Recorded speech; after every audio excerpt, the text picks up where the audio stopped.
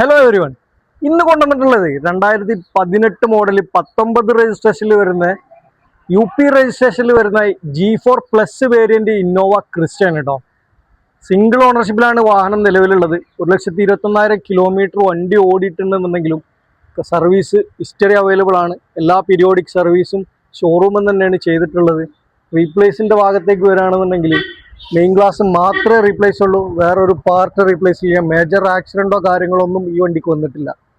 Interior quality അത്യാവശ്യം നല്ല ക്വാളിറ്റിയുള്ള ഇൻറ്റീരിയർ ആണുള്ളത്. G4+ വേരിയൻ്റ് ആയതുകൊണ്ട് തന്നെ നല്ലൊരു 8 ഇഞ്ച് ഇൻഫോർടൈൻമെൻറ്റ് സിസ്റ്റം കമ്പനി വരുന്ന ഇൻഫോർടൈൻമെൻറ്റ് സിസ്റ്റം ഉണ്ട്. അതിൻ്റെ കൺട്രോൾസൊക്കെ ഈ സ്റ്റിയറിംഗ് മേൽ തന്നെ വരുന്ന കൺട്രോൾസാണ് ഉള്ളത്. G4+ വേരിയൻറ്റിൽ അതൊക്കെ വരുന്നുണ്ട്. എക്സ്റ്റീരിയർ ക്വാളിറ്റിയിലേക്ക് വരികയാണെന്നുണ്ടെങ്കിൽ അത്യാവശ്യം നല്ല ക്വാളിറ്റിയുള്ള എക്സ്റ്റീരിയർ ബോഡി തന്നെയാണ് ഉള്ളത്.